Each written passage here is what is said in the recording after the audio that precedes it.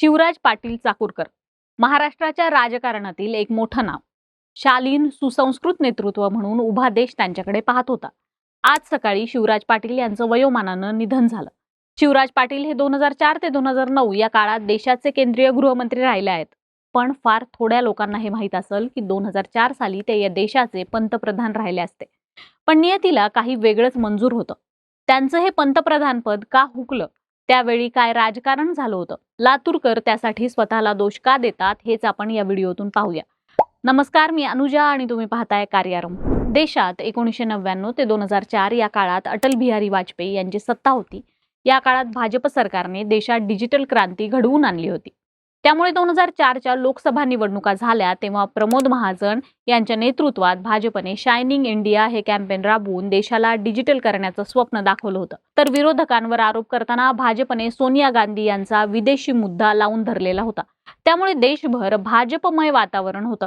अशात लोकसभा निवडणुका होऊ घातल्या होत्या आणि देशातील जनतेनं भाजपच्या शायनिंग इंडियाला नाकारत युपीए आघाडीच्या नेतृत्वाखालील पक्षांना स्पष्ट बहुमत दिलं. यावेळी सोनिया गांधीच्या नेतृत्वातील युपीए आघाडीला जवळपास 218 जागांवर विजय मिळाला.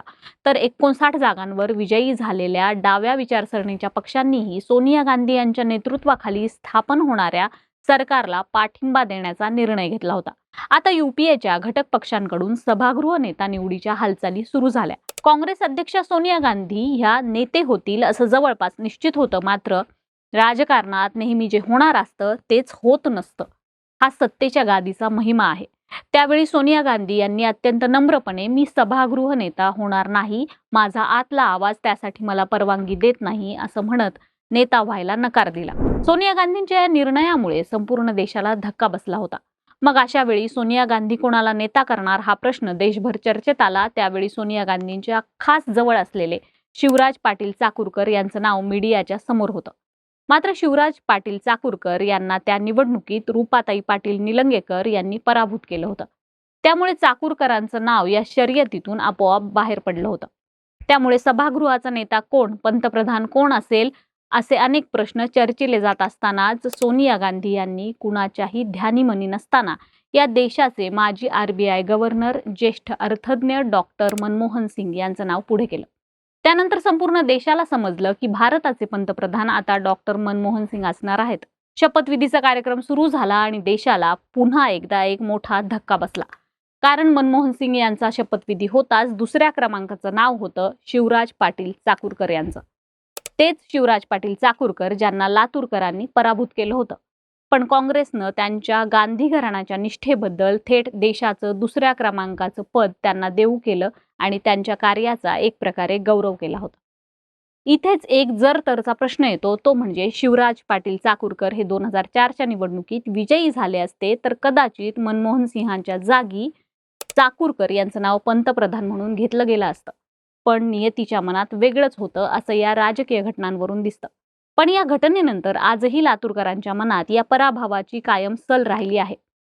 लातूरच नाही तर संपूर्ण महाराष्ट्राचं त्यावेळचं पंतप्रधानपद हुकलं अशा प्रतिक्रिया उमटत होत्या. शिवराज पाटील चाकूरकर हे केंद्रीय गृहमंत्री असताना देशात 2005 ते 2008 या काळात हैदराबाद, वाराणसी, मालेगाव, जयपूर, अहमदाबाद, बंगळुरू, दिल्ली, मुंबईत रेल्वे साखळी बॉम्बस्फोट झाले होते.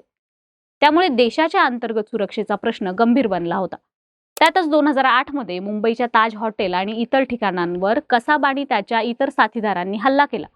त्यामुळे देशातील नागरिकांच्या सुरक्षेचा मुद्दा पुन्हा एकदा चर्चेत आला. केंद्रीय गृहमंत्री असलेल्या शिवराज पाटील चाकूरकर यांच्यावर यावरून प्रचंड टीका झाली होती. ते जेव्हा मुंबईत पीडितांच्या भेटीला आले त्यावेळी तर आणखीनच वादाच्या घटना घडल्या. ते एका हॉस्पिटलमधून दुसऱ्या हॉस्पिटलमध्ये जेव्हा पीडितांना भेटायला जात होते तेव्हा प्रत्येक ठिकाणी ते वेगळा सूट परिधान करून जात असल्याचं मीडियाच्या लक्षात आलं. मीडियाने मग त्यांच्या कपडे बदलण्यावर प्रचंड टीका केली. याच कपडे बदलण्यावरून त्यांना देशाच्या केंद्रीय गृहमंत्रीपदाचा राजीनामा 30 नोव्हेंबर 2008 रोजी द्यावा लागला. पण त्यानंतरही त्यांनी माध्यमांना कुठलंही स्पष्टीकरण दिलं नाही.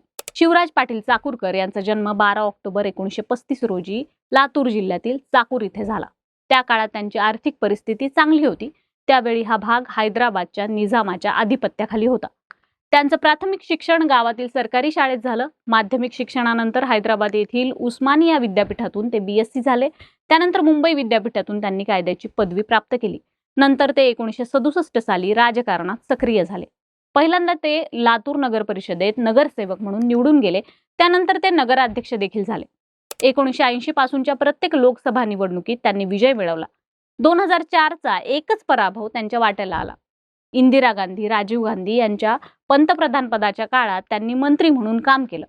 संरक्षण, वाणिज्य, विज्ञान, तंत्रज्ञान, अणुऊर्जा, इलेक्ट्रॉनिक्स, अवकाश अशा विभागात त्यांनी काम केलं. 1991 ते 1996 या काळात ते लोकसभा अध्यक्ष राहिलेत. 2004 साली पराभूत झाल्यानंतरही ते देशाचे गृहमंत्री राहिले होते.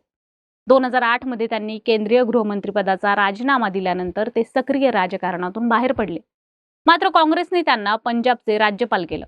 त्यानंतर 2014 मध्ये देशात मोदींच्या नेतृत्वात भाजपचं सरकार आलं आणि शिवराज पाटील चाकूरकर यांनी सक्रिय राजकारणातून कायमची निवृत्ती घेतली. गेल्या अनेक दिवसांपासून ते वयोमानानुसार आजारी होते. त्यांच्यावर घरीच उपचार सुरू होते. 12 डिसेंबर 2025 रोजी त्यांनी अखेरचा निरोप घेतला. हिंदी, इंग्रजी, मराठी या भाषेवर त्यांचं प्रभुत्व होतं. सत्य साईबाबा यांचे ते भक्त असल्या कारणानं देखील अनेकदा ते वादात सापडले होते. गीतेचा त्यांचा प्रचंड अभ्यास होता. चाकूरकर यांना एक मुलगा आणि एक मुलगी आहे. सध्या त्यांची सून डॉक्टर अर्चना शैलेश चाकूरकर या राजकारणात भाजपसोबत सक्रिय आहेत. त्यांच्या निधनाबद्दल पंतप्रधान नरेंद्र मोदी यांनी देखील शोक व्यक्त केलाय. ट्विट करून ते म्हणतात, श्री शिवराज पाटीलजी यांच्या निधनाने दुःख झाले आहे. ते एक अनुभवी नेते होते. सार्वजनिक जीवनातील आपल्या प्रदीर्घ कारकिर्दीत त्यांनी आमदार, खासदार, केंद्रीय मंत्री, महाराष्ट्र विधानसभेचे तसेच लोकसभेचे अध्यक्ष म्हणून काम केले. समाजाच्या कल्याणासाठी योगदान देण्याच्या ध्येयाने ते झपाटले होते. गेल्या काही वर्षात त्यांच्यासोबत माझे अनेक वेळा संवाद झाले. त्यापैकी सर्वात अलीकडील भेट काही महिन्यांपूर्वीच जेव्हा ते माझ्या निवासस्थानी आले होते तेव्हा झाली होती. या दुःखद प्रसंगी माझ्या संवेदना त्यांच्या कुटुंबियासोबत आहेत. ओम शांती. व्हिडिओला लाईक करा, शेअर करा आणि कार्यारंभवर नवे असाल तर सबस्क्राईब करायला विसरू नका. कार्यारंभ डिजिटल या आमच्या फेसबुक आणि इन्स्टा पेजला फॉलो करा. धन्यवाद.